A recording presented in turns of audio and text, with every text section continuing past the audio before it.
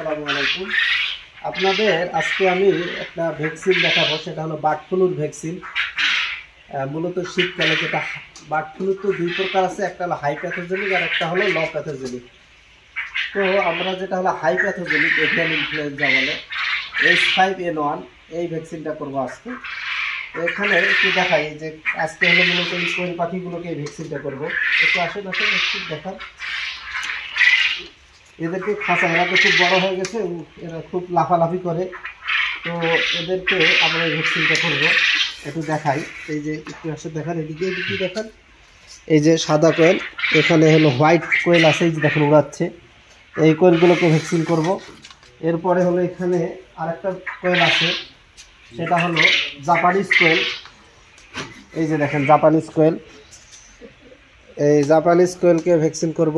পাশাপাশি এখানে কয়েক ধরনের কোয়েল আছে। এই যে আরেকটা হলো ব্রাউন, এই যে ব্রাউন কোয়েল, একটু দেখেন তো, একটু ভালো করে দেখেন। ব্রাউন কোয়েল, এই দিক দিয়ে দেখেন ব্রাউন কোয়েল। হ্যাঁ, এই যে ব্রাউন কোয়েল। আর একটা হলো ঢাকাই কোয়েল, এটার ওজন সব থেকে বেশি। এই যে দেখেন তো, এই যে ঢাকাই কোয়েল। আচ্ছা, এটা আমরা কিভাবে করব সেটা দেখাবো। তো প্রথমে আগে আমি ভ্যাকসিন দিয়ে দেখাই আপনাদের। যে এই বক্স ভ্যাকসিন কিন্তু এরকম বক্সে বহন করতে হবে, এটাকে বলা হচ্ছে কুল বক্স। আপনারা যারা ভ্যাকসিন নিয়ে আসবেন অবশ্যই এরকম কুল বক্সে ভ্যাকসিন নিয়ে আসবেন। এবং একটু দিয়ে আসে দেখান, এই যে কুল বক্সের ভিতরে এরকম আছে, এই যে আইস আছে, বরফ আছে। এই যে এই দেখাই, এই যে বরফ, এই বরফ দিয়ে নিয়ে আসতে হবে, না হলে এটা যদি গরম হয়ে যায় তাহলে এই ভ্যাকসিনটা কিন্তু কাজ করবে না। তো এখানে আরেকটা বিষয় বলি, যেমন এই ভ্যাকসিনটা দেখায়, এটা হলো এই যে দেখেন রিঅ্যাবজর্বেন্ট এভিয়ান ইনফ্লুয়েঞ্জা ভাইরাস ভ্যাকসিন, অর্থাৎ inactivated H5N1 serotype RE6 state নামে পাওয়া যায়, RE6। তো এই ভ্যাকসিনটা মূলত আমরা সবাইকে দিতে পারি, চিকেনকে দিতে পারি, ডাককে দিতে পারি, ডিসকে দিতে পারি, কোয়েলকে দিতে পারি, বার্ড ফ্লু প্রোটেকশনের জন্য মূলত বার্ড ফ্লু। আর এটা দেওয়ার নিয়ম হলো ঘাড়ের চামড়া, আমরা দেখাবো একটু পরে। ঘাড়ের চামড়া নিচে এটা হলো 0.2 সিসি করে, যার বড় হয়ে গেছে যেহেতু 0.3। বাট মুরগির ক্ষেত্রে যদি আপনারা এই ভ্যাকসিনটা করেন তাহলে আপনাদের 0.5 করে দিতে হবে। বাট হাঁসের ক্ষেত্রে যদি করেন তখন 1 মিলি করে ঘাড়ের চামড়ার নিচে। আর যদি আপনারা রাজহাঁসের জন্য করেন তখন এটা 1.5 মিলি করে দিতে হয়। টার্কিকে যদি করেন তাহলে এটাকে 1.5 মিলি করে দিতে হয়। তো আপনারা শীতকালে মূলত এই রোগটার সবথেকে বেশি প্রভাব থাকে। তো আপনারা এই শীতকালে অবশ্যই এই ভ্যাকসিনটা করবেন। আর একটা বলি, এই ভ্যাকসিনটার এখানে দেখেন লেবেল করা আছে, এখানে কিন্তু দেখেন 24 সালের 11 মাস 26 পর্যন্ত চলবে।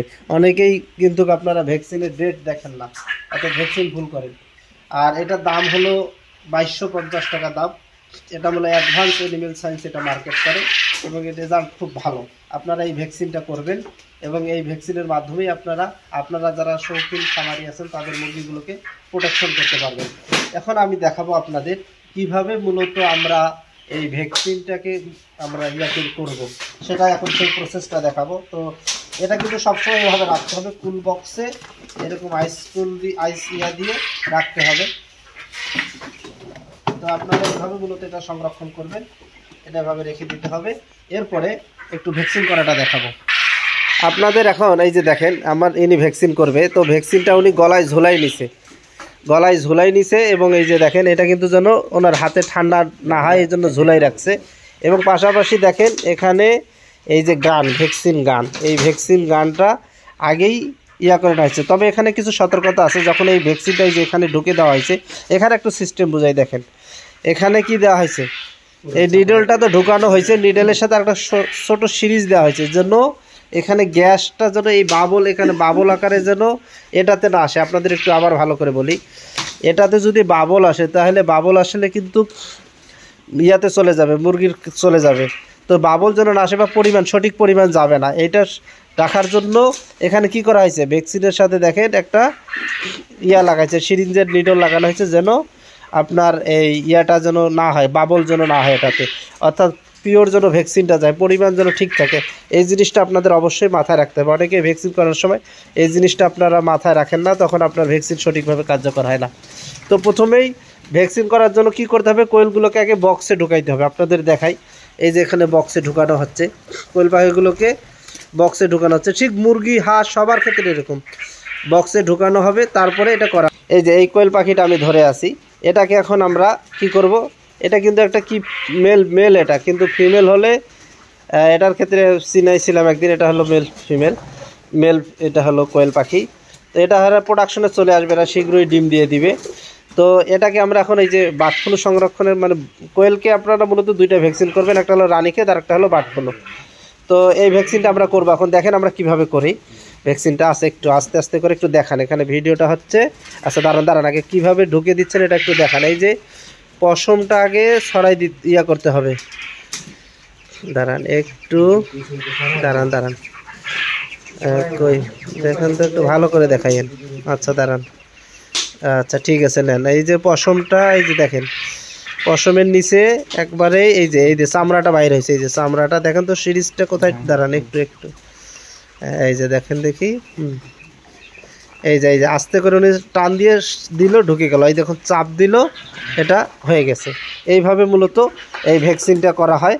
তো আপনার এই যে আবার আরেকটাকে দেখাচ্ছি আপনাদের মূলত কিভাবে আপনারা ভ্যাকসিনটা করবেন। তো এখানে ভালোভাবে দেখাই।